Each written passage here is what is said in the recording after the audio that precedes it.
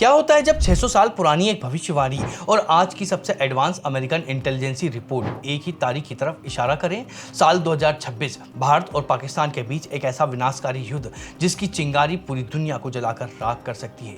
ये कोई कोरी कल्पना नहीं, आज हम एक ऐसे अदृश्य हथियार का विश्लेषण करेंगे जो बिना गोली चलाए एक पूरे देश को घुटनों पर ला सकता है। हम देखेंगे कि कैसे आपके मोबाइल पर दिखने वाला एक फेक वीडियो सच में न्यूक्लियर मिसाइलें लॉन्च करवा सकता है। और अंत में हम उस एक सबसे बड़े खतरे की बात करेंगे जो भारत की सारी प्लानिंग को फेल कर सकता है। एक ऐसा खतरा जिस पर किसी का भी कंट्रोल नहीं है। इस विश्लेषण को अंत तक देखना जरूरी है क्योंकि ये सिर्फ एक युद्ध की कहानी नहीं है, ये उस मास्टरमाइंड रणनीति का खुलासा है जिससे 99% लोग समझ ही नहीं पा रहे हैं। सोशल मीडिया और टीवी डिबेट्स में एक ही शोर है, भारत को पाकिस्तान पर सीधा हमला करके ये पूरी कहानी को हमेशा के लिए खत्म कर देना चाहिए। लोगों को सरकार की मौजूदा डिप्लोमेसी कमजोर और बेवकूफी भरी लगती है, लेकिन सच ये है कि पर्दे के पीछे एक ऐसी चाणक्य नीति पर काम किया जा रहा है जो हमें और पूरी दुनिया को परमाणु राख में बदलने से रोक रही है। चलिए अब सीधे सबूत पर आते हैं। पहला सबूत संत अच्युतानंद दास की लगभग 600 साल पुरानी भविष्यवाणी। इसमें साल 2026 को शून्य का साल कहा गया है, यानी एक महायुद्ध और दुनिया की राजनीति में बहुत बड़े बदलाव का संकेत। इसे सिर्फ एक धार्मिक ग्रंथ मत समझिएगा, ये एक हिस्टोरिकल केस स्टडी है जो आज की घटनाओं से खतरनाक रूप से मैच कर रही है। दूसरा सबूत अमेरिका की काउंसिल ऑन फॉरेन रिलेशन की लिस्ट रिपोर्ट। इसमें साफ साफ चेतावनी दी गई है कि 2026 में भारत और पाकिस्तान के बीच में एक भयानक फौजी टकराव भड़क सकता है। तीसरा सबूत अमेरिकी नेशनल इंटेलिजेंस के डायरेक्टर की 2026 की threat assessment report America senate के सामने रखी गई। इस रिपोर्ट में कहा गया कि दोनों देशों के बीच में तनाव अब न्यूक्लियर वॉर के सबसे ऊंचे लेवल पर है। प्राचीन ज्योतिष और आज की सैटेलाइट इंटेलिजेंसी का एक ही साल पर आकर मिलना सिर्फ एक संयोग नहीं हो सकता है, ये एक पैटर्न है। जब अलग अलग सोर्स एक ही नतीजे पर पहुंचे तो उस खतरे को अनदेखा करना सबसे बड़ी बेवकूफी होती है। आज हम इसी प्राचीन रहस्य और मॉडर्न मिसाइल टेक्नोलॉजी को आपस में जोड़ने वाले हैं। आम सोच ये है कि भारत के पास में विशाल सेना है, राफेल है, ब्रह्मोस मिसाइलें हैं, हमारा डिफेंस बजट भी $79 मिलियन है जो पाकिस्तान के 10-12 बिलियन डॉलर से कई गुना ज्यादा है। इन नंबरों को देखकर लगता है कि सीधा युद्ध हुआ तो हम कुछ ही दिनों में जीत जाएंगे। ये लॉजिक अपनी जगह बिल्कुल सही है अगर हम सिर्फ टैंकों और सैनिकों की गिनती करें तो नतीजा साफ है, लेकिन यहीं पर सबसे बड़ी गलती है। आम जनता सिर्फ पारंपरिक युद्ध यानी कन्वेंशनल वॉरफेयर के नियम देख रही है, वो ये नहीं समझ पा रही है कि जब सामने वाले देश को अपनी हार पक्की दिखने लगती है तो वो युद्ध के सारे नियम बदल देता है। असली खतरा बॉर्डर पर खड़े टैंक नहीं है, असली खतरा उस देश के रेड बटन के उन छिपे हुए नियमों में है जिन्हें आज तक दुनिया के सामने ऑफिशियली बताया ही नहीं गया है। एक ऐसा नियम जो हमारी कल्पना से भी कहीं ज्यादा डरावना हो सकता है। तो फिर भारत इतनी मजबूत सेना होने के बावजूद पाकिस्तान को हमेशा के लिए खत्म क्यों नहीं कर रहा है? भारत का सिद्धांत साफ है, हम पहले परमाणु हमला नहीं करेंगे, लेकिन अगर हम पर हमला हुआ तो हमारा दूसरा हमला इतना भयानक होगा कि सामने वाले देश का नक्शा ही मिट जाएगा। लेकिन पाकिस्तान की कहानी बिल्कुल अलग है। उन्होंने कभी भी नो फर्स्ट यूज की कसम नहीं खाई है। उनकी पॉलिसी है फुल स्पेक्ट्रम डिटरेंस। सीधे शब्दों में कहें तो उनकी धमकी है, अगर तुमने हमारी तरफ एक बड़ा कदम भी बढ़ाया तो हम छोटा मोटा नहीं सीधा न्यूक्लियर वेपन इस्तेमाल कर सकते हैं। इसी पॉलिसी के तहत उन्होंने नस्र जैसी छोटी छोटी दूरी की टैक्टिकल न्यूक्लियर मिसाइलें बनाई हैं। इसका मकसद युद्ध के मैदान में आगे बढ़ रही भारतीय सेना को रोकना है। पाकिस्तान के जनरल खालिद किदवई ने पब्लिकली कुछ रेड लाइंस बताई हैं। अगर भारत उनकी बहुत ज्यादा जमीन छीन ले, उनकी सेना को नष्ट कर दे, उनकी अर्थव्यवस्था का गला घोट दे या उनके देश में गृह युद्ध भड़क जाए तो वो न्यूक्लियर बटन दबाने पर विचार करेंगे। यही वो सबसे बड़ी वजह है जो 2026 को इतना खतरनाक बना रही है। पाकिस्तान अपनी न्यूक्लियर छतरी के नीचे बैठकर आतंकवाद का खेल खेलता है, लेकिन इससे भी बड़ी एक सच्चाई है जिसे वैज्ञानिक रिपोर्ट ने दुनिया के सामने रखा है। कोलोराडो और स्टगमर्स यूनिवर्सिटी के साइंटिस्ट की एक रिपोर्ट के मुताबिक अगर भारत और पाकिस्तान के बीच में न्यूक्लियर वार होती है और सिर्फ 250 परमाणु बम भी शहर पर गिर जाते हैं तो पहले हफ्ते में लगभग 5 से 12 साढ़े 12 करोड़ लोग मर जाएंगे। ये आंकड़ा दूसरे विश्व युद्ध में 6 सालों में हुई कुल मौतों से भी ज्यादा होगा। इससे इतना धुआं और राख उठेगा कि सूरज की रोशनी महीनों तक धरती तक नहीं पहुंच पाएगी।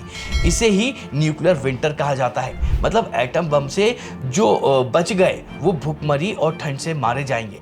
अब सोचिए, अगर भारत एक बड़ा पारंपरिक हमला करता है और हार के डर से पाकिस्तान मैदान में एक छोटा सा टेक्निकल न्यूक्लियर वेपन इस्तेमाल कर देता है, तो भारत की नो फर्स्ट यूज पॉलिसी के तहत हमें एक विनाशकारी जवाबी परमाणु हमला करना ही पड़ेगा। दोनों देश एक दूसरे को खत्म कर देंगे। तो फिर आप ही सोचिए कि भारत कर क्या रहा है। वो कौन सी मास्टरमाइंड रणनीति है जो लोगों को बेवकूफी लगती है पर असल में हमें इस तबाही से बचा रही है। इसके लिए हमें बंदूक और मिसाइलों से ध्यान हटाकर एक बिल्कुल अलग बैटलफील्ड पर देखना होगा। एक ऐसी जगह जहां बारूद नहीं, सिर्फ खामोश मौत है।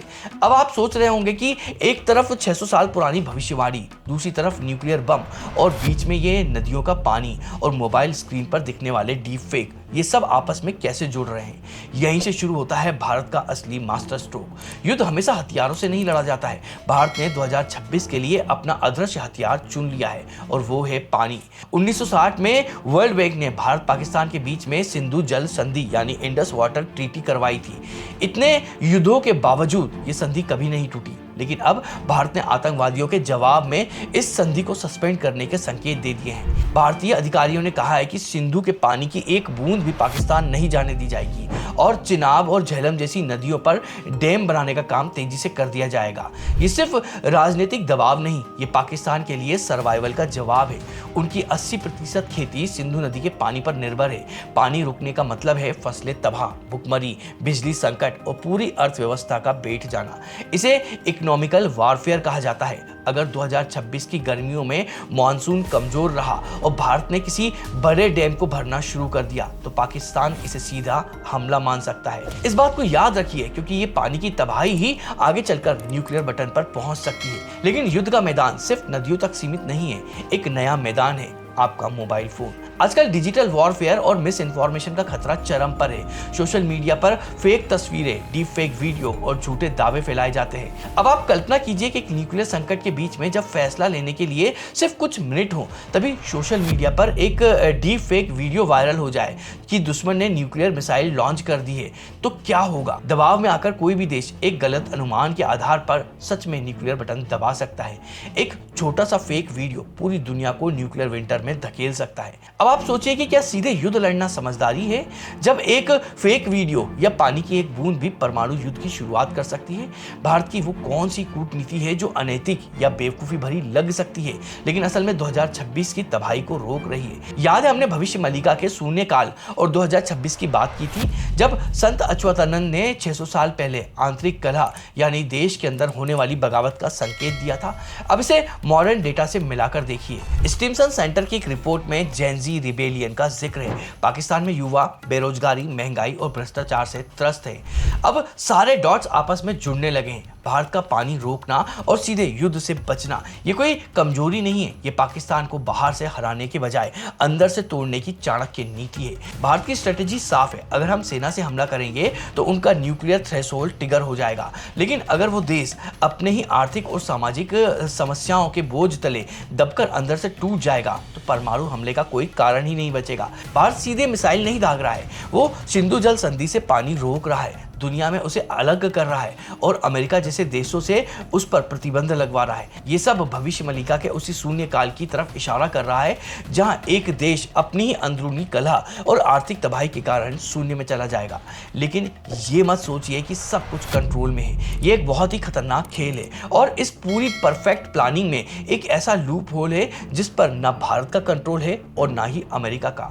वो कौन सा अनसॉल्व वेरिएबल है जो सारी कूटनीति को फेल करके दुनिया को विनाश की तरफ धकेल सकता है। मान लीजिए कि भारत की चाणक्य नीति सफल हो जाती है 2026 में, जैसा कि भविष्यवाणियों में कहा गया है, पाकिस्तान की अर्थव्यवस्था पूरी तरह से ढह जाती है, वहां गृह युद्ध चल जाता है और सरकार और सेना का कंट्रोल खत्म हो जाता है, तो एक बहुत ही सीधा और डरावना सवाल खड़ा होता है।